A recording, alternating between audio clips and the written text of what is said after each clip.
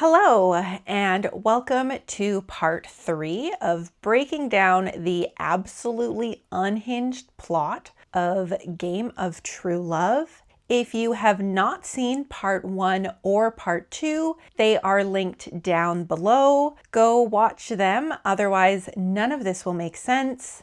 We left off in part 2 post half-sibling reveal. Our leads caught in the throes of despair after a very cruel and nasty breakup, and Shinjahe beginning to suspect Chi might be Lin Yi, Lin Chongshan's missing son. We open to Bai Sha running into Shunu at the hospital. They get coffee, and here they clear up some misunderstandings about their past. Bai Sha tells of a time when she fell in water and Shunu gave her her coat. Out of curiosity, Bai Sha looked up the coat and saw it cost more than her entire year's living expenses. She confesses that she was jealous of her. Shunu comments, isn't she hating the wrong person? But Bai Sha explains that they don't just hate the wrong person, but love the wrong person too, because in her world, there's no such thing as right or wrong. It's actually a really great interaction between these two characters. Bai Sha is able to move on from her past immature self and come out with a greater understanding of herself and the world. And Shunu is able to earnestly listen and hear what it's like from the other side of the pond. This gives Shunu the ability to better sympathize and also empathize, not only with Bai Sha, but also other people in general. At the end of their conversation, Bai Sha does what Shinjahe wouldn't and tells Shunu the reason why he can't marry her is because he's Shuming Li's bio-son, making them half-siblings. Bai Sha tells her that he's probably pushing her away in such an extreme way so that she wouldn't be hurt. Shunu, in shock, leaves and ends up running into Shuming Li, who has come to the hospital to check on Su Rong. Shunu argues with him because at this point, when are they not arguing with each other? But she says something significant here, which is that he is not her father and tells him to leave and to never come back. We are then hit with a flashback from the time Bai Sha fell down the stairs. Here, Su Rong confesses to Shunu that Shuming Li is not her bio dad. Su Rong says that her bio dad died in a car accident, but she had fallen pregnant. And in order not to disgrace the Su family and also be allowed to keep the baby, she had to marry someone right away. It's an emotionally heavy scene between the two characters, and the actors both do such a fantastic job portraying the raw emotions of the situation, of Su Rong confessing that her first love died, and also Shunu finding out that Shuming Li is not her bio dad. You again really get the sense of how much Su Rong cares for Shunu and always wants to do right by her. Everything she's done has been in an effort to protect Shunu. Back in present time, Shunu is laughing at the irony of the situation now. She is not Shuming Li's bio daughter, but Shinjahe is Shuming Li's bio son. All right, the line has been severed. Bio daughter, bio son, back to siblings, unrelated, completely 100% absolutely not related by blood at all. So everything that happened between them, we don't have to worry about. Thank God. Shuno is talking to her mom, who is still in a coma, trying to deconstruct everything. Here we're seeing more of the fallout of how the adults' poor choices and lies have caused harm to the children. Shuno is also angry at Shinjahe for always hiding things from her because it's caused so many misunderstandings between them. And I think this is also part of growing up too. When you're younger, you want to protect the ones you love from being hurt. So oftentimes you will hurt yourself to save the other from experiencing pain. But this is actually misguided. As you grow up, you learn to trust the other person more. And as you learn to trust those you care about, you realize that it's not your place to hide things from them. Just like how Bai Sha explained, the other person deserves to know and decide for themselves. It's not our place to decide for them.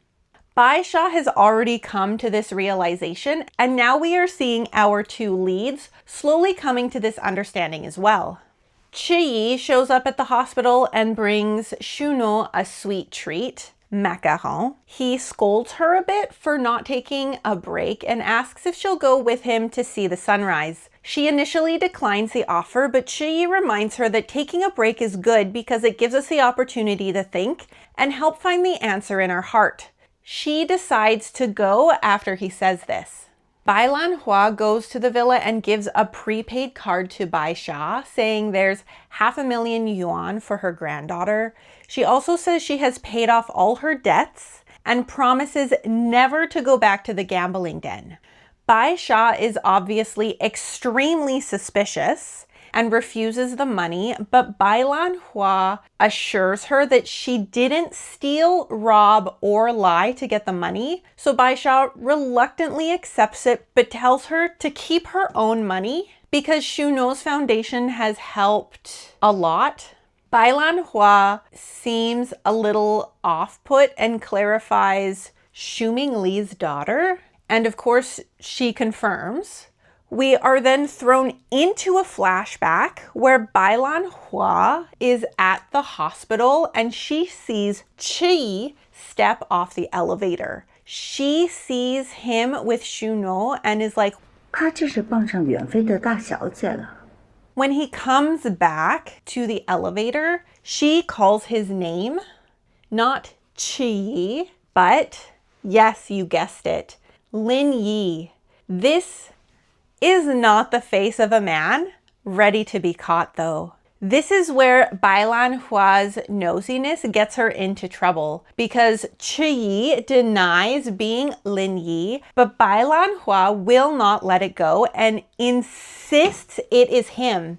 Chi gets kind of creepy here. He brings her to a storage room and she's tied up in a chair while he prunes a plant. She's like, what's the meaning of this? You're not still holding a grudge, are you? I picked up that hot wire to scare your dad. I didn't mean to hurt you.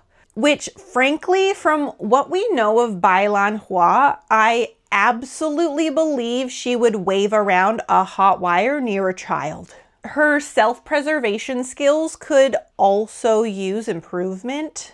Chi finally stops pruning the plant and walks over to her. He's clearly holding the pruning scissors in a threatening manner as he tells Bai Lanhua Bai Sha and her daughter might soon get into a little accident. She's like, what the fuck, bro? And seems legitimately confused. And Chi, while clipping the scissors around her head, basically tells her if anyone finds out he is Lin Yi, she will know what it's like to bury her own child. And this is a plot twist specifically for the viewer, because now we have information that our characters do not. Chi is Lin Chongshan's lost son, Lin Yi, and he is fucking crazy. Chi snips the ropes around her hand and she swears she will never breathe a word of anything. He gives her the prepaid card with the money and tells her it's her reward. If Shinjahe or Shuno ever ask her if he is Lin Yi, she'll deny it. And we see the scene where she tells Shinjahe it's not him. We are brought back to present time. Bai Lan Hua at the table in the villa with Bai Sha. She knows she got the money by tricking Shinjahe and Shuno, and Bai Sha can never find out. All right, so we filled in some lines now. So now we know they are unrelated siblings because Chi was adopted into the Ch family when his mom married Chahao's father. And we now have a line up here. Chi/Lin Yi is the son of Lin Chongshan, which we now also know Bai Sha is the daughter of Lin Chongshan. Okay, I believe I have filled in the blanks now. So Bai Sha and Chi are now also half siblings. It's crazy. She is also now divorced, I guess. Okay. We're slowly filling in the blanks as we move along. We jump to Shinjahe sitting on the couch in the parlor of the family home as Shuming Li walks in, just absolutely toasted. And Shuming Li says he met Shuno. It's very obvious from how intoxicated he is that the interaction really shook him. He says, Shinjahe has a hard time sympathizing and says he brought this on himself. Shuming Li says she's never looked at him with those kind of eyes and is sure Su Rong told her everything about her past. This makes Shinjahe pause. At first, Shuming Li won't tell, but Shinjahe won't let it go, so he finally comes clean. Poor Shinjahe is extremely rattled now and starts crying, asking, why? Why did you keep it from me? You knew we weren't related by blood, so why did you keep blocking us all these years over and over? Here, Shuming Li says that back then, Madame Su, meaning Su Rong's mother, told him to never acknowledge Shinjahe as his own and to never let him marry Shuno. Otherwise, she would take from Shuming Li everything he received from the Su family. Shinjahe says, so Su Rong doesn't know that I'm yours and Shen Fen's child? And Shuming Li says, no, only Lin Chongshan and Madame Su knew the truth. Shinjahe completely breaks down here. 你牺牲我和小诺的幸福，就是因为你害怕失去苏家给你的一切。你想的只有你自己。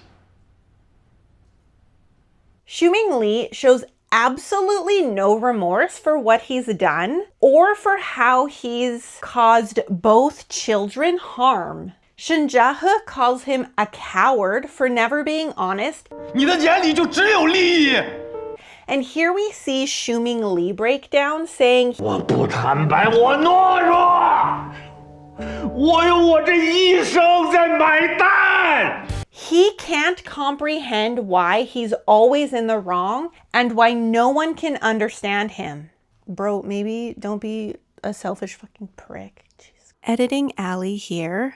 I need you to understand how stellar the acting in this scene is. Fan Jishin and Wang Tse do an absolutely phenomenal job portraying the raw emotions this scene calls for. It is filled with so much pain, grief, and regret, and both actors play off each other to bring those emotions to life. And as much as I harp on Xiuming Li for being such a shitty person, he is technically also a victim of his parents' decisions. That doesn't excuse his behavior, but it does help us better understand his character and how their decisions shaped his own, leading to this trickle-down cycle of emotional abuse and manipulation we're seeing.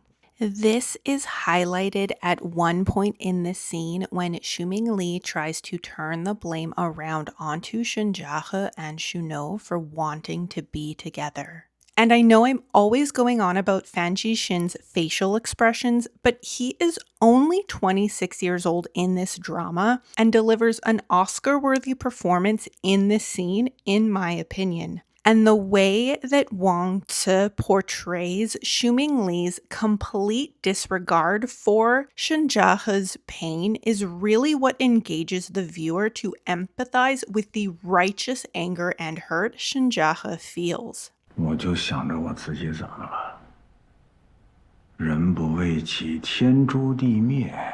If you decide not to watch this series but want to see one of the best emotionally charged scenes I've ever witnessed, I do highly, highly recommend tracking down episode 42 of this series so you can witness the absolute masterclass in acting this scene delivers. We end the scene with Xiuming Li saying, "Son, no matter what, I'm still your father who gave you life and raised you." And you get this absolutely beautiful and much deserved moment of defiance from Shenjiahe. 父亲，也配。儿子，你不配。 I know I keep coming back to this, but in the latter half of the drama, we are really being hammered home the concept of the sins of the father transfer to the son, signifying how a parent's harmful actions create negative consequences for future generations. And this is a theme we will continue to see throughout the rest of this drama as the fallout from what happened in the past between all of the parents ripples through their children's lives in present day as all the secrets are revealed one by one. I also want to touch on this idea of incest as a plot device to highlight the level of abuse and manipulation from the parents. Because none of the depictions in this story are romantic. The writers aren't promoting sibling relationships. What they're doing is using it to highlight how terrible and selfish Xiuming Li and the other adults who kept this secret are. That Madame Su would force her children into this situation to save face, forcing her daughter into a shotgun wedding, threatening to destroy Xiuming Li if it was ever revealed that Shenjiahe was his bio son, and then Xiuming Li in turn uses his children and makes them feel like shit in this way so he can keep the life, status, and money that he wants. Now we have generations of manipulation and abuse trickling down, causing generational trauma. It's really quite brilliant writing, and if you're familiar with the Mortal Instruments, which uses a very similar incest plot device, you'll understand what I meant when I referenced it in part 2. Back to the story, Shenjiahe tries desperately to get in contact with Shuno. He's standing in the rain outside Dandan's apartment. Qiyi and Shuno walk into the building when his back is turned as a visual representation of their missed opportunity. Shenjiahe breaks down. He is alone. This is his consequence for hiding things and not being open and honest from the beginning. Shuno and Qiyi are watching the sunrise. He confesses to her again and again states that he's not asking for anything in return and that being there with her is enough for him. This is a lie, but maybe if he keeps saying it, he'll eventually believe it. Shuno gets upset here. She keeps thinking back to what Shinjahe told her before the wedding, namely how much he loves her, and also to never doubt how much he loves her. She ends up getting a call from Dan asking where she is and telling her that Shinjahe came by and was going crazy trying to find her. Dan's like, he was saying all this shit that I didn't understand. You need to call him back. Shuno tells Chiyi she has to get back to take care of something. While they're driving back, Chiyi asks her if Shinjahe did something again. Shuno asks if they are friends and is about to tell him something, but the car jerks to a halt. Chiyi says there's something wrong and goes to check the engine or whatever. And while he is doing that, Shuno sees a text pop up on his phone from Adong. It says Jiang Yuan came clean and that he's on his way to Jiang Yuan's wife and kids. She takes the phone, remembering Chiyi's passcode, and reads through the messages between Chiyi and Adong, which are not clean texts. She searches through his phone a bit more and she's now realizing that everything has probably been set up by Chiyi. She sees in his photos that he's been following her and keeping tabs on her. She can't call the police right now because she has no evidence, so she resolves to find a way. She also realizes at this time that Chiyi must have released the divorce rumors between them that caused a stir, and also must have framed Shinjahe and has basically been lying to her the whole time. He is the real culprit of the car accident they were in, and he wants to hurt Shinjahe, but she doesn't understand why yet. She hasn't realized that he is Lin Yi. So now we are on the edge of our seat. Chiyi calls Adong. They don't know if Shuno saw the chats. Chiyi feels the walls like closing in, so he insists on going through with a plan to kill Shinjahe. Because, of course, murder is awful and never, just don't do it. Murder, just don't do it. They simultaneously set a trap for Shuno because if she does know, then either she will try to save Shinjahe or she'll send someone to save him. And that will give them their answer if she has found out about them. We get a Lin Yi flashback here where his mom brings him to the Shu residence when he's a child and basically is like, remember this house. Remember this man, Shu Ming Li. He is the one who killed your father and burned down our house. Never forget.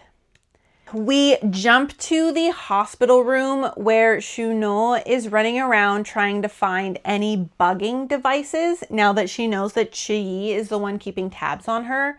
She does find a bugging device under the table, but Shinjahe enters the room at this exact time, so she leaves it there. He runs over and hugs her. She asks him why he's here. He basically spills everything and apologizes, says he was wrong and wants to get back together. Very desperately, he is clearly very upset, very emotional. Shuno sees a shadow outside the door and realizes Chiyi is listening outside the room. So she pushes Shinjahe away and tells him, 我们是不是兄妹也好，你爱不爱我也罢，对我来说都不重要。 Shinjahe breaks down, in tears, saying he searched for her all night and doesn't know how to live in a world without her. You can see Shuno wants to comfort him so badly here, but restrains herself because she can't let on to Chiyi that she knows anything. Shuno tells Shinjahe that she's better off with Chiyi because he understands her and doesn't lie to her. Shinjahe can't accept that answer and hugs her. Notice the difference here. He hugs her. He does not kiss her. He hugs her. character growth. We're growing up here. But Shuno really pushes him back this time and turns away. She is trying desperately to hold everything in, but this is absolutely killing her. She tells him to leave. Chi walks in now and asks if Shuno is okay. She asks him to tell Shinjahe to leave. Our boy is absolutely heartbroken. And Chi, well, he's that smug little bastard. Shuno is being followed. He is not very subtle about it. It's very obvious that he's following her.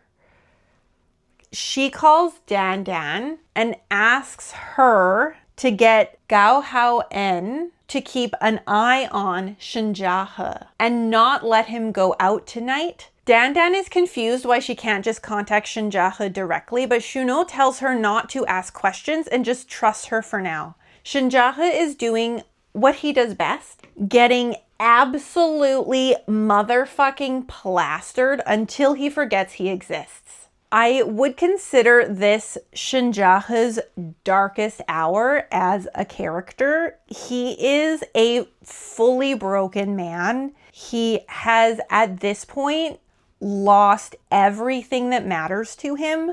Not that the company doesn't matter to him. He's still the president, but like, our boy's not doing good, guys. He's really not doing good. Gao Hao En shows up at Shinjahe's apartment and asks him if drinking himself to death will solve anything. 你是不是不想活了？喝这么多酒。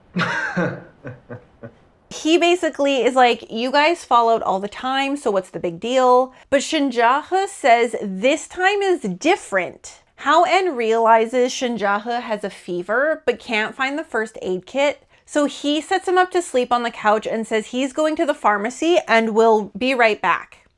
He is not right back, guys. He does not come right back. Adong breaks into the apartment of Shinjahe and cuts the gas line under the sink. Shuno tries to call and also sends a text that says, "Leave the house if you see this message." Unfortunately, Shinjahe is completely passed out on the couch, and so he does not see the message or hear his phone. He is, at this point, blackout drunk. Adong is watching outside the building with his phone, doing a live video recording, and he calls Chi to inform him he's seen no one coming or going from the apartment complex. Chi tells him to still keep an eye out. While Adong is facing one direction, a group of maintenance workers goes into the building. Shuno is disguised as one of them. She immediately smells the gas when she goes into Shinjahe's apartment and tries to wake him up. When he starts coughing, she opens up the windows and then turns off the gas switch. She grabs the first aid kit and puts a cold patch on his forehead because he is burning up at this point. She also deletes the text and call from his phone so that if Chi checks his phone, it won't show that she tried to contact him. So he wakes up and asks why she is there. She scolds him a bunch, saying how could he not know there was a gas leak? 你能不能清醒一点，小心一点啊？失恋而已，万一有人想要害你，你怎么死的都不知道。 He's really out of it, but he still manages to ask if she is there to save him. He says she obviously cares about him. She leaves and Adong catches her on his phone. She is still in the maintenance uniform though, so Chi thinks it's her, but they can't be 100% certain. He tries calling Shuno, but she doesn't answer the phone. She sends a text message pretending to be Dan Dan, saying that Shuno is in the shower and will call him when she gets out. Chi gets legitimately scary here. He goes to Dan Dan's apartment and is basically freaking out. He is calling for Shuno and walking towards Dan Dan in a somewhat threatening manner, asking again where Shuno is. At this moment, we hear Shuno call Dan Dan from the bathroom asking about where her pajamas are. She walks out and sees Chi and asks why he's there. Chi, obviously expecting to catch her, is now scrambling to create a cover story because Shuno was actually at home like she said.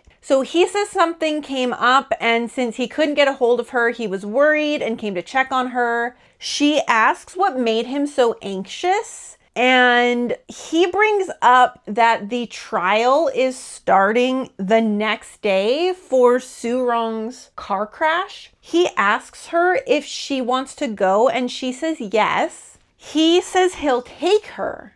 It's such a... These villains, man, they need to come up with better cover stories. Okay, so he leaves, and Dan Dan is like, girl, what the fuck is going on? Chi like legitimately scared Dan Dan here.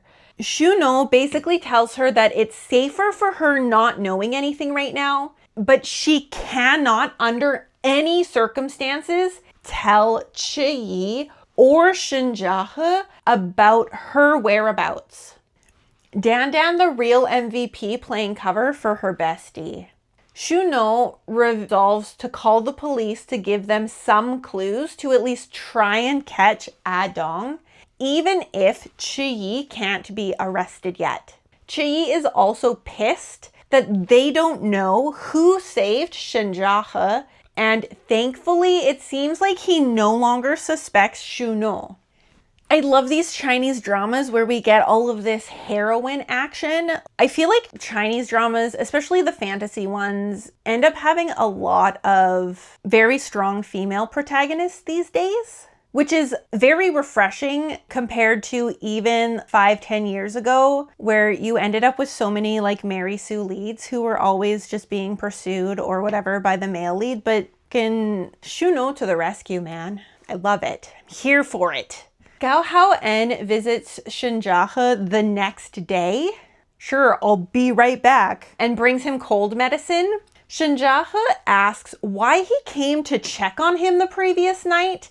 And Hao En says Dan Dan called and said she was worried he was taking things too hard. He's like, Dan Dan? Hao En says he got a call from the police who went through all the security cameras and said they were all hacked. Shinjahe doesnin seem surprised by this. In his mind, his life was put in danger as soon as he started investigating Chi Yi and Lin Yi, which is too much of a coincidence for him. He gets a text from Ao Zhe, who says after the fire, Lin Yi and his mom completely disappeared. He was, with much effort, able to track down a group kindergarten photo, though.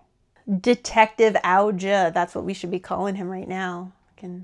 So now we're back with Bai Sha, who goes to the jail because Bailan Hua has been arrested for gambling. Wow, I'm so surprised by this. Bai Sha is understandably upset. Bailan Hua basically tells her to take the money and raise Shu Yuan with it. She also tells her that Wu Tie treats her well and she can be happy with him. Bai Sha ends up going to Shinjahe's place to talk to him about everything. He tells her he's pretty sure her mom lied about Lin Yi's whereabouts and suspects her getting arrested is something to do with Lin Yi's identity. Bai Sha is like, what? My half-brother? Shinjahe visits Bailan Hua at the jail. He holds up a photo of Chi Yi and her eyes get wide. He picks up the phone and says, he's Lin Yi, right? He's also the one who paid you to lie to me, opened a casino for you, and got you arrested. She doesn't say anything. Shinjahe asks if Bai Sha knows she's being threatened, and Bailan Hua gets heated, saying she doesn't know what he's talking about. She tells him not to talk nonsense in front of Bai Sha. Shinjahe smiles and says, 谢谢啊，但我全都知道了。 Our boy so smart.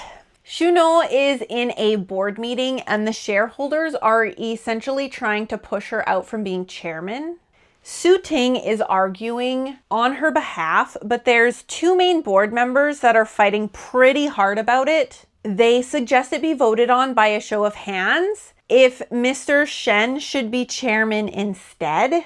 Shuno looks at Shuming Li, knowing he's the one behind it. Everyone votes, but Shen Jiahe enters the boardroom at this moment and says he doesn't agree. He says, 即便董事会换掉徐总，这个总裁我也不会做。 After the meeting, Shen Jiahe confronts Shuming Li, saying when Chihao set him up, Shuno went to bat and almost lost her life to save him, and now he's twisting the knife in her back. Shuming Li is back to using his flowery language to not accept responsibility for his actions, but Shen Jiahe calls him on his bullshit, stating the shareholders don't even read the financial reports, so why are they meeting to propose the chairman's removal over it? Finally, Shuming Li says, sure, he raised Shuno her whole life, but who is he? He is his son, so of course he should be chairman of Yuanfei. This makes Shen Jiahe really angry, and he very forcefully tells Shuming Li, Mind your business, David. 那可不必啊！你管好你自己，你管好你自己。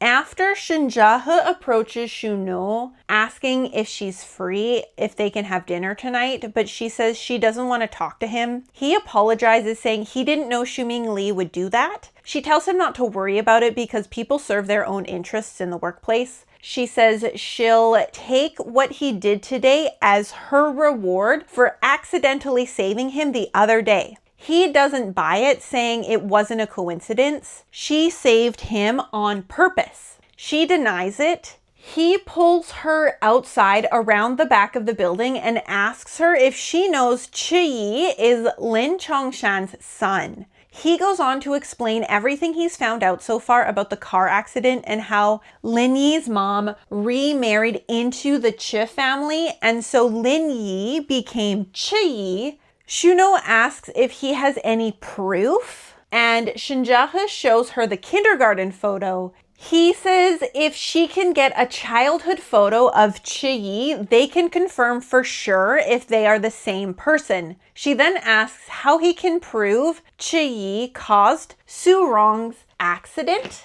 And Shen Jiahe says he hasn't figured that out yet, but he's submitted all relevant evidence to the police.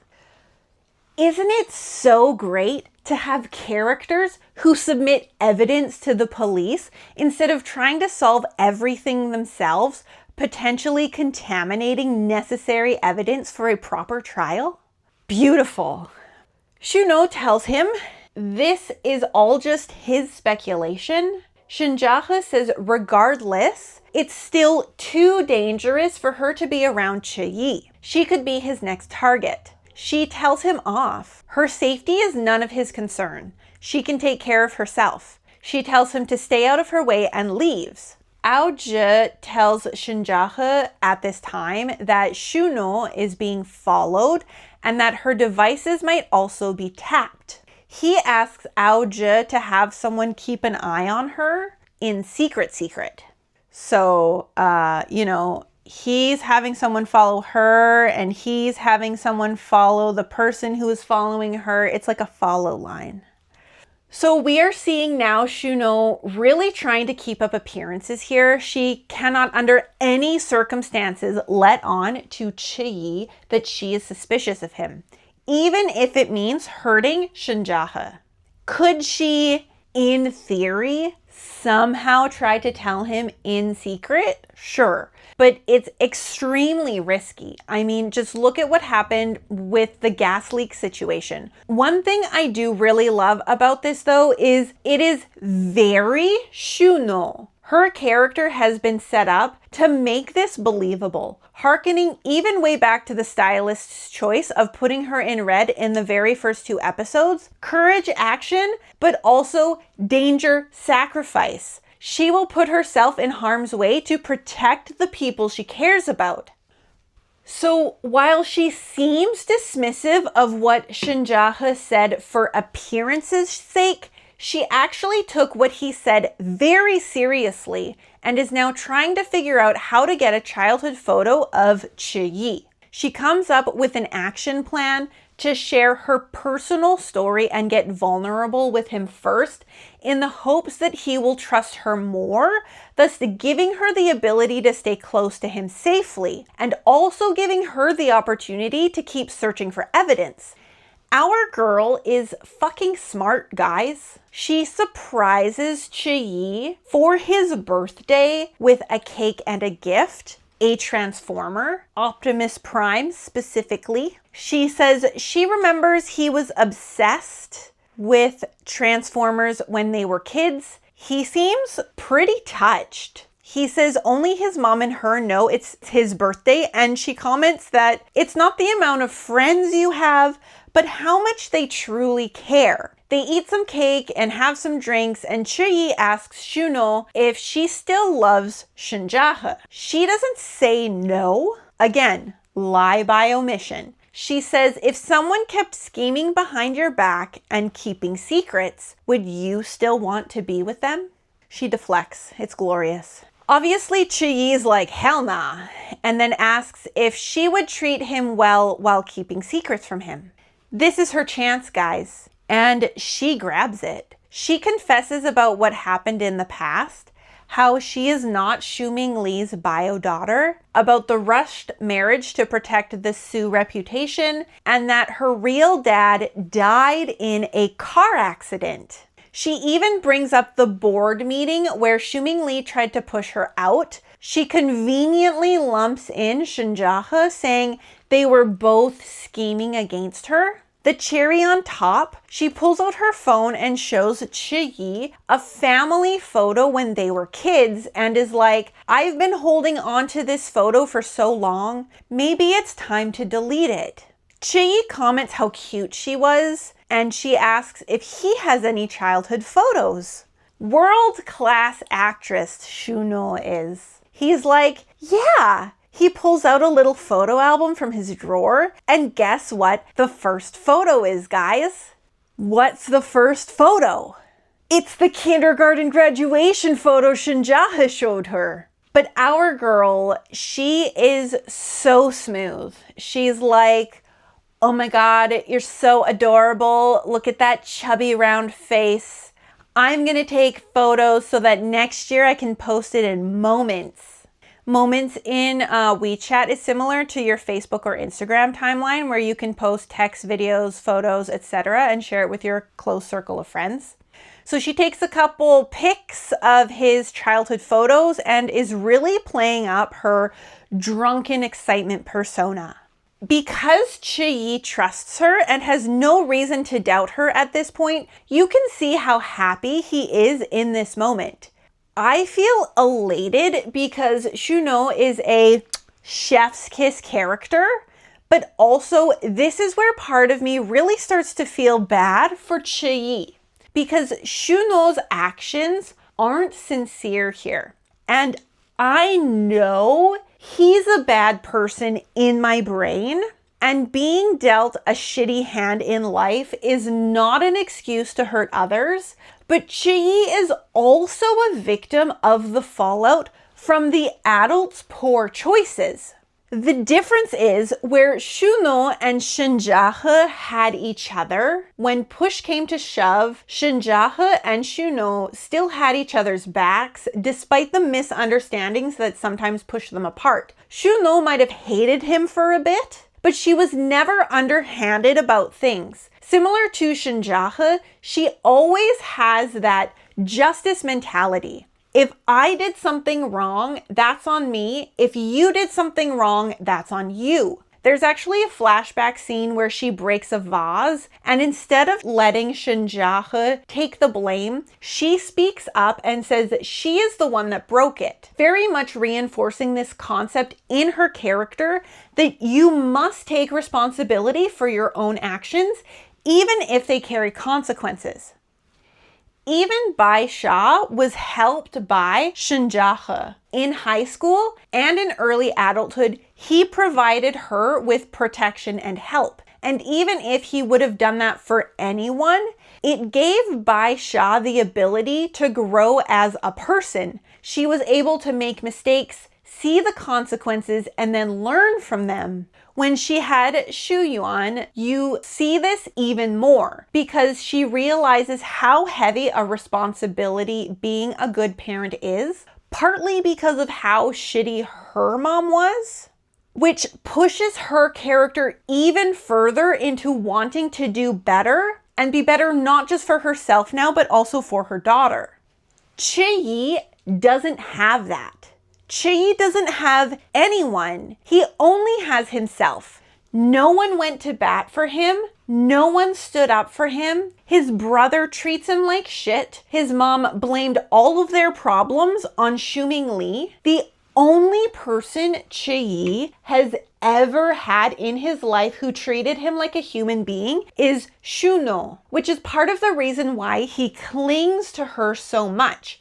She is his lifeline in a world that has beaten him down, devalued him, and stolen everything good in his life. She is the only person who has ever treated him like a person with feelings. So when I say I feel bad, it's because I see the harm that was done to him, and I see him losing the only lifeline left of his humanity. And that's part of what makes a good villain, is the ability to empathize with them. Chi Yi could be you, he could be me. He was just an innocent child, but because of a bunch of shitty adults, the trajectory of his life was irreversibly altered. And what makes it so much more real is because this is a non-fiction situation in a fiction show. How many kids out there just needed that one adult in their life? How many adults, when reflecting on their childhood, talk about that one adult in their life who helped them, validated them,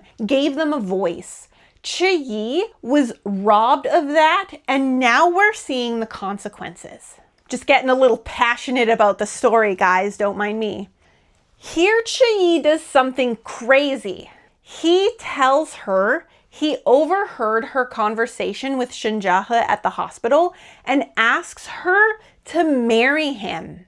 Shuno is straight up with him and says she's going to fight for Yuanfei and fight against Shuming Li, and she doesn't want to drag him into the mess it will cause. But here we see Chi's loyalty to her. He says he would do anything for her. Shuno asks him quite honestly, even if it means I'm using you. And he says he's happy to be used by her because he feels he can be of genuine help to her. She asks if he will end up deceiving her like Shinjahe, and he says never. I will always stand by you. I'll give you everything I have. And this confession really highlights to us, the viewer, the extremely unbalanced power dynamic between these two characters, and also how unhealthy it is to hinge your whole life on one person. Chi adds at the end, all I want is for you to fall in love with me one day. Now Shuno is playing a very dangerous game with a mentally and emotionally unstable person. I don't even know if Chi specifically needs Shuno's love.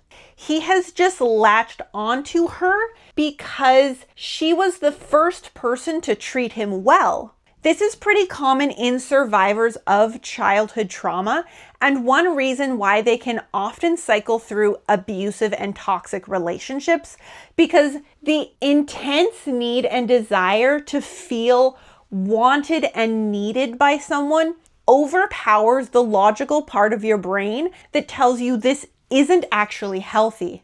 Shuno and Chi have lunch with Chihao because of the engagement. He doesn't understand how their marriage will benefit anyone. Shuno proposes a merger because SJ always planned to go public, and this would skip a ton of obstacles to getting listed. Likewise, Yuanfei's stock prices have been slipping, but after the merger, they should rise again. She calls it a win-win. Chihao is, of course, suspicious because of the bad blood between SJ and Yuanfei, and also because Xu Mingli remains a majority shareholder. Xu No tells him that they are not blood related to try and imply that she is not loyal to Xu Mingli and can be trusted. Chihao follows up with one last question. What made you fall for my brother? Xu No answers he's sincere and persistent. Chihao then continues his penchant to put down Chiyi in front of others. Afterwards, Chiyi thanks Xu No for standing up for him, saying that no one ever dared defend him in front of his brother, again reinforcing to us that Chiyi didn't have anyone else in his life to help him, and further emphasizing why Xu No's simple actions are so impactful to him. When Shen Jiahe learns about the engagement, he confronts Xu No about it, and he seems angry at her, but if you look deeper, you will see he's actually scared. This is not just worry, but fear that she is endangering herself and she will be harmed, and he is powerless to do anything about it. Xu No has to keep up the facade though, and when she's leaving, you see that she was being watched, further reinforcing why she has to be so careful in all of her interactions right now. Dan also tries to talk to her about everything going on, but Xu No is very careful with how she words things. We come back to the pre-wedding vows when Xu No said they want the best for each other, but always try to hide it. Here is no different. Xu No is trying to protect Dan by hiding the truth from her, thinking that her ignorance will keep her safe. But just like Shen Jiahe, Dan is genuinely worried for Xu No's safety, and despite her reassurances, you can tell Dan is still quite worried about her. While Chiyi and Xu No are planning the wedding, she keeps thinking of wedding planning with Shen Jiahe. They decide to go to dinner. Chiyi got the matching umbrellas and says he'll wait for her in the car. You get what almost feels like momentary doubt from Xu No. She is trying to do this alone, and we are seeing her struggle.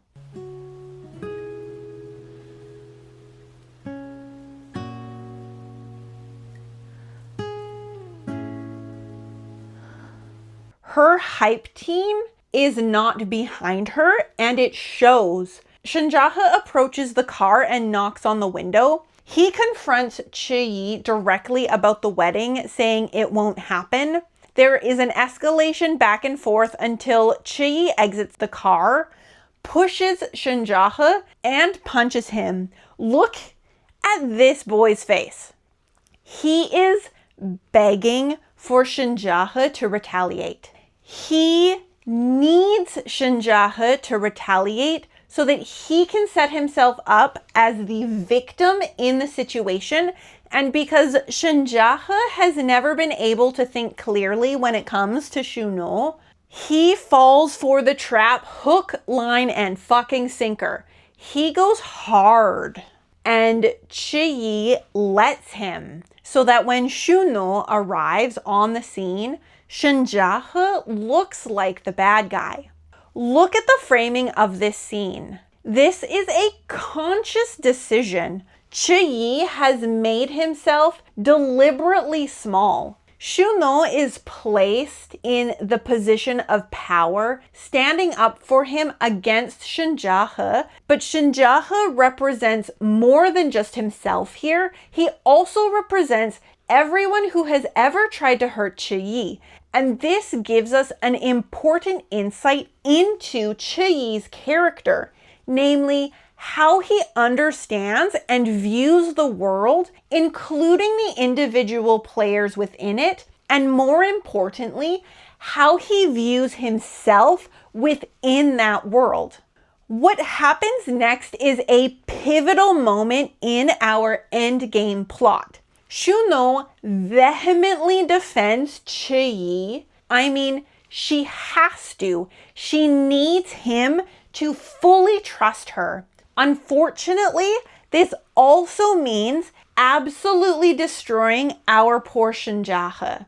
Shuno pulls out their ring, the love is trust ring on the necklace, and tells Shinjahe to forget everything that happened before. It is over. She drops the necklace and it falls onto the rain-soaked pavement. She leaves with Chiyi absolutely gutted. He picks up the necklace and goes back home.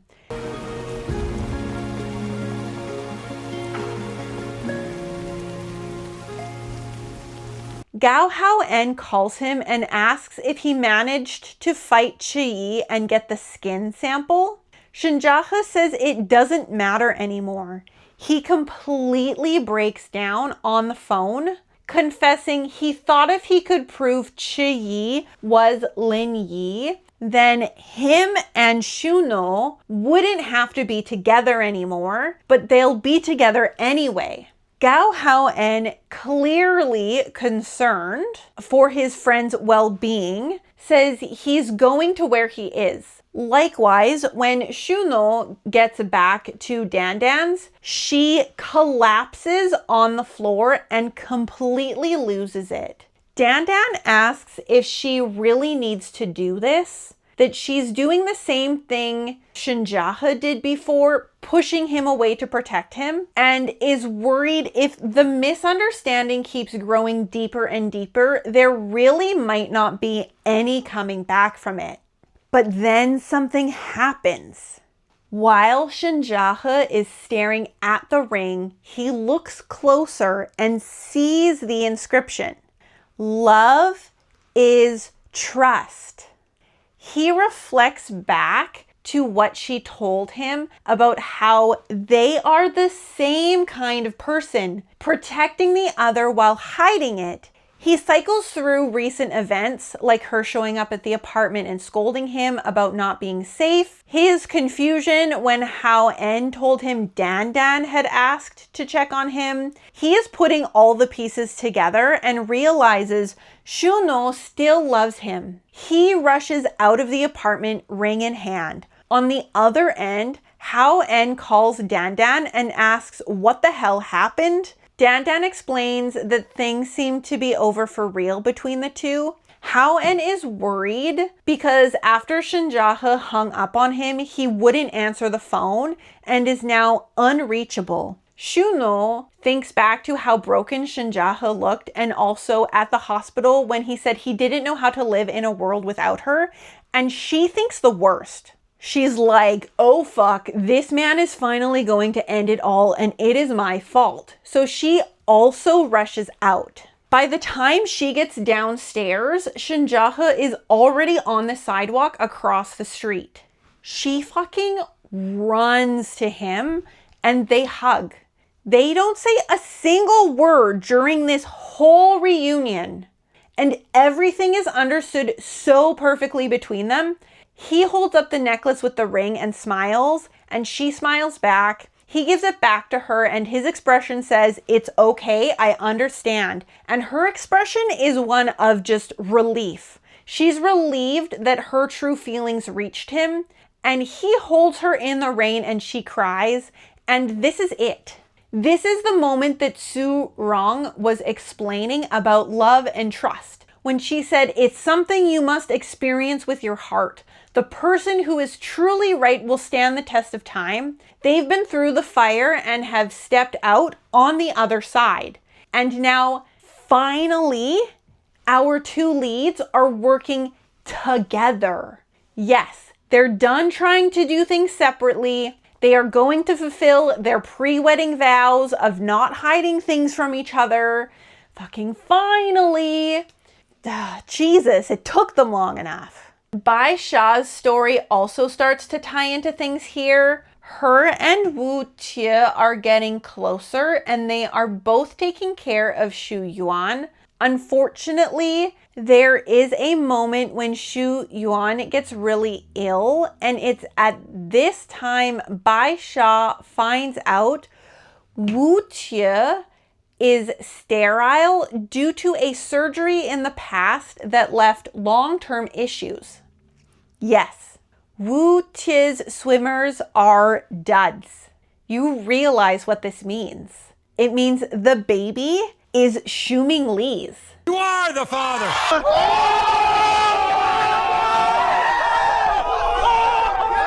And the hospital lied, or someone switched out the paternity test results. It's also at this critical moment they find out Xu Yuan did not make it and has left this mortal realm. It is very sad. I will try not to cry. Bai Sha is obviously extremely distraught now. She gets a phone call that her mom wants to speak with her, so she goes to the detention center. Bai Lanhua says she spoke with Wu Ti. She thinks there is a conspiracy against Xu Yuan and says it must be Lin Yi because he threatened her, saying he'd hurt Bai Sha and Xu Yuan. Bai Lanhua tells Bai Sha that Lin Yi is Chi Yi, and now things are clicking in Bai Sha's head because the hospital that did the paternity test was invested in by SJ Company. And Shamei, her beauty studio, was also destroyed by them. The company that invested was a subsidiary of SJ. Bai Sha says she doesn't blame Bai Lanhua for not telling her and instead thinks everything that happened is due to her own misgivings. Essentially, because she did a bunch of bad things, these are now her consequences. She gets really drunk, as fucking everyone in this drama does when they're going through a difficult time, and trips in the street, landing in front of a moving vehicle. She gets up and decides she'd rather get hit than move out of the way.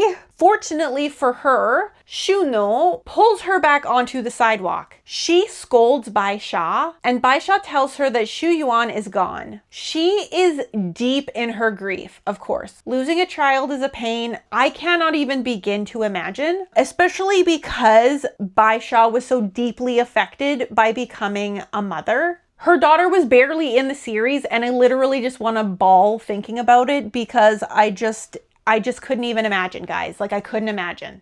They are literally, like, she's just on the ground now in her grief. Bai Sha expresses a lot of regret here, also helplessness and frustration for not being able to save her daughter. She also expresses anger towards God. Shuno tells her it's not her fault and basically just holds her as she sobs in the middle of the street. After the two have gone to sit on a bench and are talking, Bai Sha is angry that she was used as a pawn in Chi Yi's revenge plot. Shuno also says she was used as a pawn in Chi Yi's revenge plot and explains Chi Yi is most likely the culprit of her mom's accident. We see Bai Sha step onto the side of justice here. Shuno suggests they should join forces. Bai Sha immediately agrees and is like, tell me what you need me to do. 你需要我怎么做？ Guys, do you even understand what this means? Bai Sha and Shuno were enemies, okay? They were enemies and now they are on the same team. They are team justice. I'm so happy. Everyone is attending a charity event. Chi Yi and Shuno are together. I don't know who Shinjahe is with because he's too distracted watching Shuno. And she really hams it up. Shinjahe is bothered and Shuno knows he's bothered and just digs the knife in. Shinjahe, he ends up stepping out and then Shuno says she's gonna go fix her makeup. Sure you are, girl. Shinjahe comes out of nowhere, grabs her hand and pulls her into the bathroom. They are full makeout sesh, like two teenagers in heat.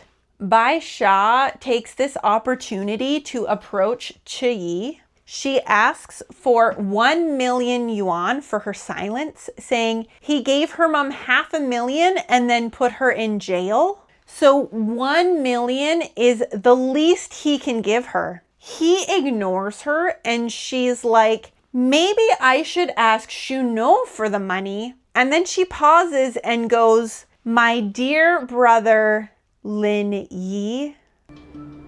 我的好弟弟林一。 And now she has his full attention. He asks what she wants. She shows him a contract agreement and says she wants to team up to take down Shuming Li. And that she has more dirt than just that one contract that she thinks he'll need. She then is like, this cooperation isn't free. Xiamei's debts. And Chiyi's like, done. He excuses himself now to go find Shuno, who, again, is in the men's bathroom necking with Shinjahe. What a thrill, right?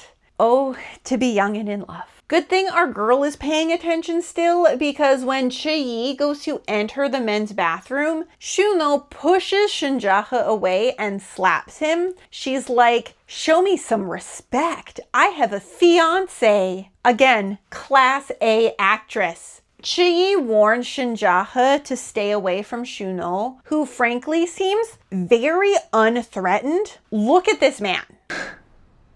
你能拿我怎么样？ Absolutely no fear whatsoever. He fucking waves at her and she gives this flirty over-the-shoulder smile as Chiyi drags her off. Shinjahe touches his cheek where she hit him, calls her ruthless, and laughs.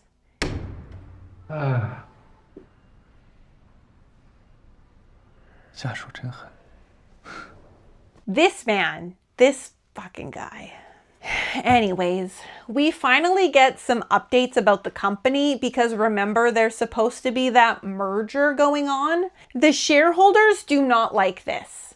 Shuno is basically asking them to trust her and says she won't make any decisions without taking the shareholders' input into consideration because their opinion is important to her. After the meeting, Shinjahe again pulls her into the lavatory. Guys, I swear to fucking God, he asks her more details about the merger stuff and they discuss possible motives as to why Chiyi is pushing so hard for an M&A between Yuanfei and SJ. M&A is a merger and acquisition, in case you didn't know. Shinjahe thinks it is to get SJ's detailed accounts as a way to get to Chihao. Shuno says if that's the case, they can just watch them fight it out then. Shinjahe takes this moment to give Shuno a phone to contact him with. She jokingly asks if he's trying to spy on her, and he's like, yeah.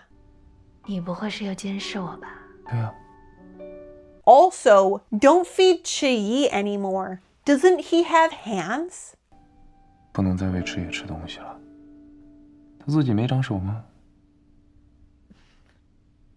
This is just a very cute and heartwarming scene between our two leads amidst all of this really heavy plot shit. And it is truly welcome. We need it to break up the tension because after we are right back in the thick of it. Chiyi submits SJ's financial reports to the police anonymously and then goes to watch the police pick up Chihao. Our leads have also thrown caution to the wind at this point. Chiyi goes to meet Shuno at the company, but she's not there. He calls Dan and says he's downstairs to pick up Shuno for a concert. Dan tells him she's at the company working overtime. Chiyi is now pissed and suspicious. He's trying to call Shuno, but she's not picking up. Why, you might ask? What are our two leads doing? You guessed it. They're fucking sucking face again because they apparently can't keep their hands off each other to save a fucking life. There is a knock at the door, and who is it? Why, it is Chiyi at Shinjahe's apartment. Shuno goes and hides. He barges into the apartment. To distract him from looking around, Shinjahe comments on how he got his brother arrested. Chiyi's like, what? Bro, that wasn't me. He laundered money and got arrested. Shinjahe, not one to let such a precious moment pass by, responds with, non-biological brothers can really fall out at any time, right? 联谊 The shock on Chiyi's face. Chiyi finally goes to leave, but this is where Shuno makes her fatal mistake. When he goes to pick up his umbrella from the stand, he sees the umbrella he bought Shuno, the matching couple umbrella. He grabs it instead of his. Chiyi is now having an extreme internal conflict going back and forth between everything that happened and how real it all felt, and trying to figure out how it could all be a lie. He goes to Dandan's apartment and makes plans with Shuno to go on a date the next day. When he leaves, he doesn't take the umbrella with him. Shuno then sees the umbrella and knows that Chiyi knows that she was at Shinjahe's apartment. They don't know that we know they know we know. On their date the following day, there are several things to note. First, the outfit choices. Normally, Shuno wears dresses or pantsuits and high heels, but today she's in jeans and combat boots. Clothing she can easily run in and also maneuver around in. She is not dressed comfortably for a date. She is on guard. We also get these very opposing colors with Chiyi in white and Shuno in black. This is done quite deliberately because unlike in Western culture, white is the traditional color of mourning at Chinese funerals. This date feels very much like an ending. Chiyi asks Shuno if she'll run with him one last time, and we are transported back in time to when they ran on the track in high school, and we get Chiyi's reflections, how as he watched her run ahead of him, one day he would run beside her, but even now she still remains out of his reach. He is mourning that lost version of themselves and that person he never could become. Afterwards, Shuno tells him it's his turn to go somewhere with her. She takes him to the hospital to visit her mom, and here she tells a story. I once had a friend who was sincere and kind. I thought we'd be friends for life, but then I realized everything about him came with an agenda. Worst of all, he hurt my family. He put my mother in this bed, and yet I still remember how good he was to me. All those memories from our youth felt real too, so I want to ask him, which version of him is real? Chiyi simply responds with, so you know everything. Shuno begs him to stop before it's too late, but he says it's already too late, that the people who made mistakes must pay the price. 太迟了。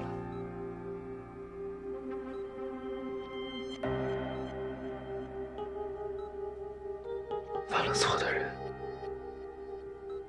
必须得付出代价。Shuno asks, what about the innocent people caught in the crossfire? Why should they suffer?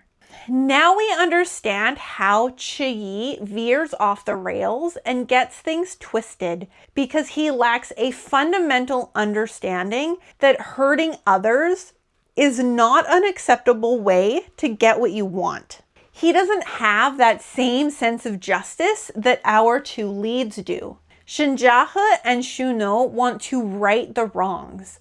They believe that people should get what they deserve, and the consequences of your own actions will catch up to you and punish you accordingly. They are a victim of the situation, but don't let the situation rule their life.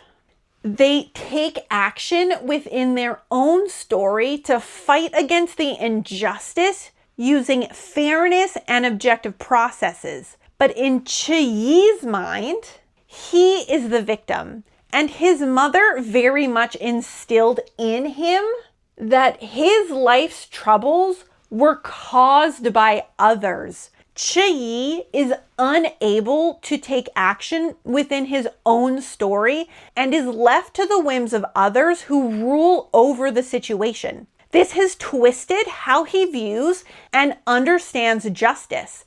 The people who caused his family harm must pay, but to an extreme degree. Chi doesn't just want justice, he wants payback. He wants to punish those that hurt him, even if it means inflicting harm. This is now no longer justice, but revenge. And this is where Chi deviates from Shuno and Shinjahe on an intrinsic level. Chi doesn't deny anything. Shuno says she wants to call off the engagement. When he asks if there was ever a single moment when she truly had feelings for him, she says no. This is the catalyst that sends Chi completely over the edge. Remember, Shuno was the person he clung to because she was the one who treated him like a human. And because his attachment to her wasn't healthy, now that it's been completely cut off, he has nothing to lose anymore. So he goes all in. He sets off a plan to sabotage one of Yuanfei's factories. Shinjahe actually gets injured because of it, but even worse, there is a battery explosion and 3 factory workers end up losing their life. There is some initial confusion because Shinjahe rejected the original quality and safety check, but now those documents are missing. So it looks like Yuanfei just didn't do any safety checks. The factory supervisor has also fucked off and is unreachable. Fucking typical. Shuming Li goes out to look for the supervisor and gets a text asking to meet on the rooftop of SJ building. Of fucking course, it's actually Chi who sent the text. He pulls out the inspection report and tells Shuming Li to take the fall for the factory accident. Otherwise, Shinjahe will ultimately take the fall. Wang Zuyi, the actor who plays Chi, is so amazing during this confrontation. He's equal parts cruel and crazy while still balancing this sense of righteous justice he feels for the wrongs committed against his family. I'll put in a little clip so you can see. It is just quality acting. Truly. Editing Allie again. Apologies for my gravelly voice as I'm currently sick. I wanted to quickly pop in and further explain what makes Wang Zuyi's performance so stellar here, because beyond the laissez-faire of his demeanor, his casual stances giving the pretense that he doesn't really care and whichever way things go, it doesn't matter to him, they are contrasted by these sudden bursts of emotion and facial micro expressions that give away not just the anger he feels, for example, that subtle jaw clench, but also the hurt and pain he's trying to hide that comes out in these really intense eyes and subtle eyebrow glares. It emphasizes the unraveling of the persona he's tried to keep together for so long, and it is manifesting in this escalation of behavior and uncontrolled emotion that he himself might not even be aware he is doing. Chi says he has one day to decide what to do. Shuming Li leaves and Chihao shows up pushing Chi's mother, who is in a wheelchair, and purposefully scares and intimidates her. I'm pretty sure her name is Zhang Li Hui. Chi steps in to protect her and the two brothers end up in an altercation. Zhang Li Hui, in an attempt to stop Chihao from hurting Chi, crawls across the ground and grabs his leg. Chi tells Chihao that him and his dad are basically pieces of shit who only know how to hit women and kids. Again, shitty childhood, not an excuse to hurt others, but we see how it shaped his worldview and warped his sense of justice. At this point, Chi has finally had enough and fights back to protect himself and also his mother. And Chihao ends up falling over the railing during this altercation. Like, he falls from the roof of the building. So Chi is, I don't know, whatever this expression is, and Zhang Lihui is shocked. You can tell she realizes the implication of what just happened and is having an oh shit moment. She tells Chi to go and that she pushed Chihao. Chi is going through it, man. He asks her why she's only helping him now and where she was when he was being mistreated by the Chi family. He says he should have died instead because if he hadn't asked for Optimus Prime, then his dad would still be alive. Zhang Lihui again blames Xiuming Li here and tells Chi that it's not his fault. So Zhang Lihui gets arrested and Chi goes home, as one does after murdering their brother, I guess. This family needs fucking therapy, guys. Jesus Christ. Xiuming Li does what Xiuming Li does best. Instead of taking responsibility for his wrongdoing, he tries to flee the country, leaving Shinjahe to go to jail. What a class act fucking father. With parents like these, who needs enemies, man?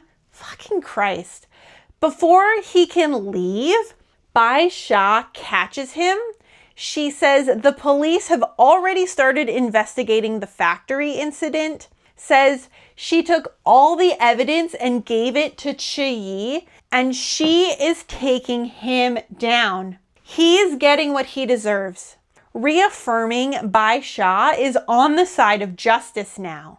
I feel like one of the main reasons why I like this story so much is because, I don't know if you know this, but it's not worded exactly like this, but in the DSM-5 under autism, there is a thing that talks about how autistic people have a very strong sense of justice. And I feel like it's counted as a negative on us, but I just can't, like, justice, man. This story is about justice and I love it. Okay. Yuanfei is also in crisis. Not only is there a boycott of their products and people actively protesting outside the company, they are also being inundated with lawsuits. The people in charge of the factory project are still missing, and of fucking course, Xiuming Li has ghosted. The police come to the office to pick up Shinjahe for questioning. Xiuming Li finally reaches out to Shuno and tries to give her 6 million yuan to help. She basically laughs in his face since the compensation lawsuits alone are in the hundreds of millions. She calls him out on all of his shit, which is very satisfying, asks why they, meaning her and Shinjahe, should pay the price for his selfish greed. She says they used to be a happy family. They used to be close. But because of him always wanting more and more, everything is now in ruins. Xiuming Li goes back to the house, the one Su Rong got in the divorce, which is the house Shuno and Shinjahe grew up in. He walks through, remembering all the happy memories in that house, and has a moment of serious reflection on the couch. There is a saying in Chinese, 贪心不足，是吞双, which is meaning greed without limits will destroy you. This has been a central theme in this whole series, and we're starting to see the culmination of it now. And here we finally get a redemptive moment from Xiuming Li when he calls Chi and says he's turning himself in. The next time we see him, he is in jail talking to Chi. We are continuing with this same theme when Xiuming Li asks Chi what more does he want. Yi says, of course it's not enough. There's no such thing as heavenly punishment in this world. Evil people still need to be punished by evil people. Here we see Yi further distances himself from the side of justice. He is not only submerged in his revenge plot, wanting everyone to pay to a disproportionate degree, but he's also being consumed by a sense of greed. The revenge he has gotten, destroying the people who hurt his family, isn't good enough. He needs them to suffer more and more. God, his facial expressions are just fucking divine. Next up is Yuan Fei. Yi, who has secretly been buying up their stocks every time the price dropped, is now a majority shareholder. He lays off half the staff in one go, specifically because it means Yuan Fei will have to pay severance amounting to a large sum. Shuno confronts him and he tells her she doesn't have to worry. He is the chairman, but she will always be president. Shuno asks him to treat the remaining staff well because she already resigned. She throws the paper she's holding, is like, good luck with your stock price, and then leaves like the goddamn motherfucking queen that she is. Now that Shuming Li has been brought to justice, Bai Sha, who has been playing double agent, sets her sight on Yi. Knowing she is being monitored by him, our three main players, Bai Sha, Shuno, and Shinjahe, set a trap for him. Everyone, including the police, are still looking for the factory owner, Jiang Tian, because he is the only one who knows what really happened. They suspect he's being hidden by Yi. Bai Sha has figured out the area he's in, but not the exact location. Using this information, they give Yi the impression that Jiang Tian's location has been compromised, so Yi will try to move him. Shinjahe follows behind in the car. Once he has the exact location, he calls Shuno, who immediately calls the police. She asks him to distract Yi so she can go talk to Jiang Tian and try to convince him to turn himself into the police. Shuno tells Jiang Tian that Yi set him up and replaced the batteries with inferior ones to cause an explosion on purpose to take down Shuming Li and Yuan Fei with the hopes of pinning all of the blame on him. Jiang Tian seems to believe her. Shinjahe arrives and everything is going to plan until Jiang Tian grabs a baton and slams Shinjahe in the back. Yi finally shows up and Shinjahe says it's pointless to run because he's already called the police. Yi goes to hit Shinjahe with the baton, but Shuno runs in front of him at the last second and takes the full brunt of the hit. Shinjahe jumps at Yi, but he is no match for both Yi and Jiang Tian, and they end up restraining him in a chair. Yi takes Shuno, who is unconscious from the hit. He gets her in the car and gets a call saying the police are at the office to arrest him, and there's reports that he killed Chihao and initiated a hostile takeover. As Yi's actions escalate, so do the consequences. So he is being slowly backed into a corner now. You can see the anxiety on his face. They decide to head to the pier because Yi has arranged a boat. He tells Jiang Tian to meet with the person and call him when the boat is ready to leave. Shinjahe, who was not restrained well, escapes the restraints and also manages to break the lock on the door. It was not a sturdy lock, guys. Shinjahe pursues them in the car. Thank God for location sharing. I am telling ya, it is really not easy being a heroine in a Chinese drama. Yi has officially lost it. As he's been taught, he blames his tipping point on Shuno. She's the one who extinguished the only light left in him. He is kidnapping her. They are going to get on a boat and he's like, you'll love me eventually. Bro, no. Shuno claps back with a really great line here. 迟野，只有内心光明，光才能透得进来。 Light can only penetrate where you absorb it. This again highlighting what we were talking about before about how our two leads take action within their story and how this contrasts Chi-Yi's worldview of being at the whims of others in the situation. You have the choice.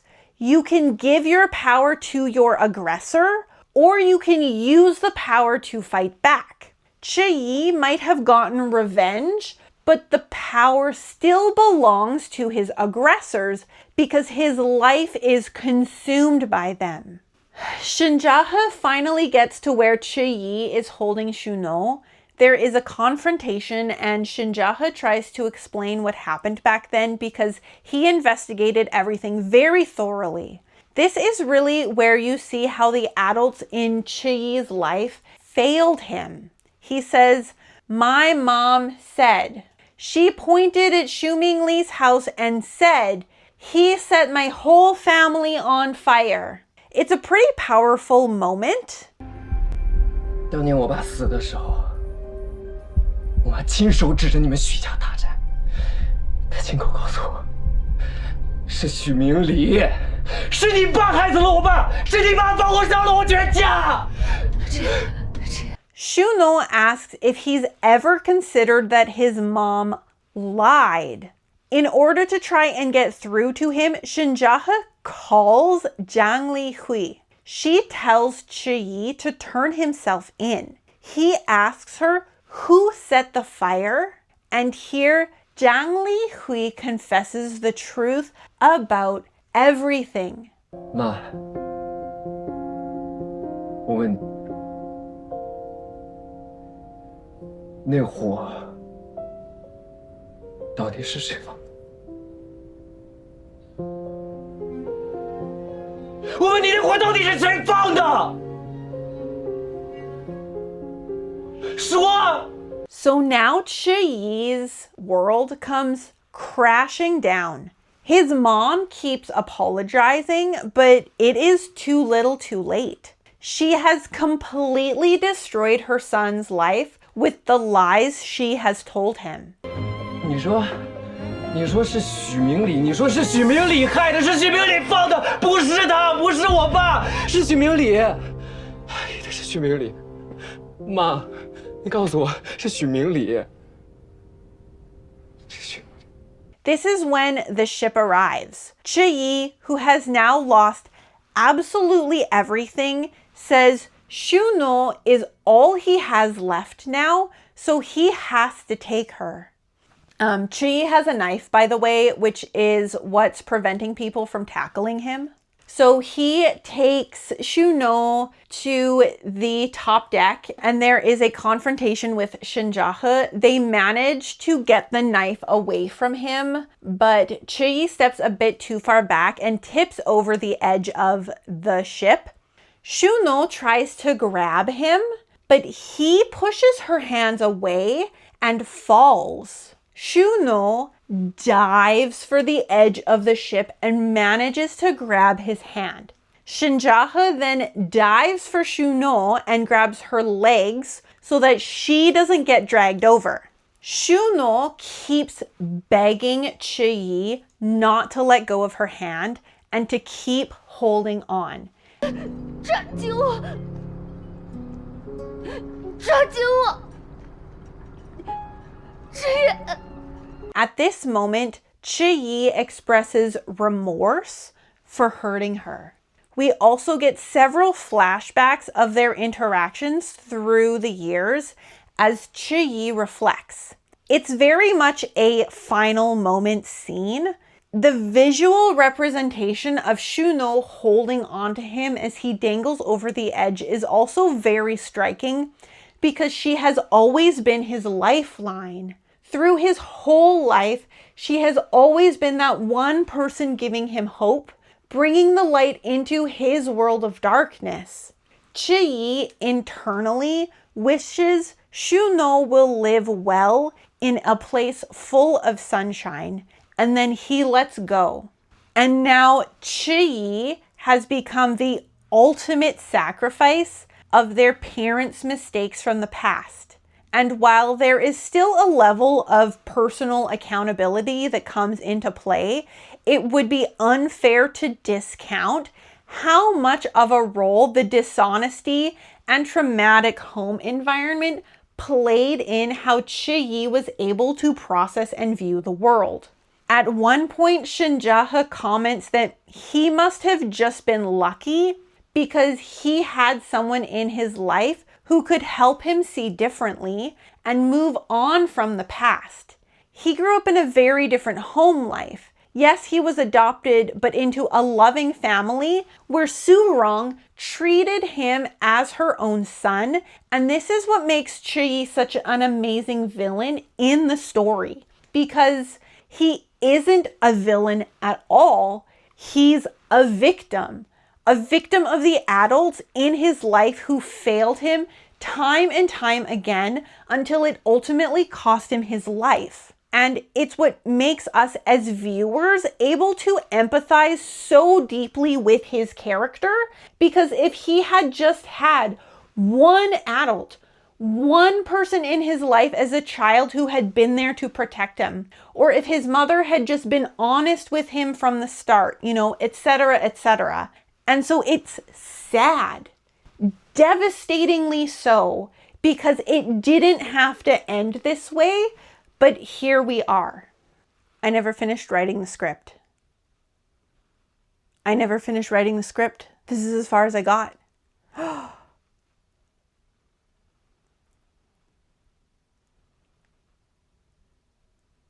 Shit. What happens when you think that you finished your script, but you didn't? That was the most ADHD. That was a very ADHD moment for me. I'm not gonna lie. The police arrive on scene. Shinjahe is absolutely beside himself, crying, so thankful, obviously, that Shuno is safe now. Shuno passes out from all of the stress and overwhelm, and we see her in the hospital with Dan Dan at the bedside. She finally wakes up. She pretends to have lost her memory, and when Shinjahe comes in, eyes Dan Dan not to say anything. Shinjahe is pretty worried and goes to speak with the doctor, and after having a conversation, realizes that she is faking and mostly just seems amused by it. We get Shuno visiting her mom, who has woken up from her coma. It is a very emotional reunion. We are extremely happy. Surong is teasing Shuno about her fake memory loss. And Shuno basically says she just wants to have a little fun because she never got to be truly pursued by Shinjahe. So she wants to make him work a little bit for a change. I am just sitting over here like, girl, what was the literal first half of this series if it was not him working his goddamn fucking ass off to get you to like him? It is quite adorable and cute to watch, and to be frank, we kind of need the fluff after all of the extremely heavy emotional scenes in the last few episodes. She eventually does slip up and Shinjahe calls her on it, and it's all very cute and very lovely, as our two leads always are together. They visit the ocean with flowers in memory of Chi because that's where his mother spread his ashes. Shuno says she thinks he would really love it there because he loved going to the ocean, and she thinks back to when they watched the sunrise together. It's obvious that they don't harbor any ill will towards Chiyi.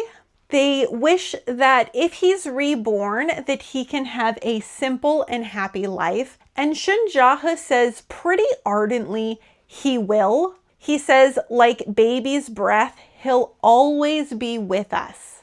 Baby's breath typically representing the soul's pure journey or a life cut short, providing a comforting presence with its delicate yet enduring nature. We end up back at the piano conservatory where they said their pre-wedding vows like 30 episodes ago. Shunjahe asks if she wants to play another game, and she's just like, what? You're not tired of games yet? Except he says the price of this game is a lifetime. Whoever falls out of love first loses. And Shuno immediately goes, then I surrender. And Shunjahe is confused. She says, it's not because I don't love you. It's because I know I can't win. You love me deeper for longer. I will never catch up to you. From here, we get an ending quote from both of our leads together. They say, love is a gamble, giving your heart for another. Some win true love, some lose it all. But so what? If we never take the leap, we'll never know what it really tastes like. Love is a reward for the brave. If you still believe in love, then go love boldly.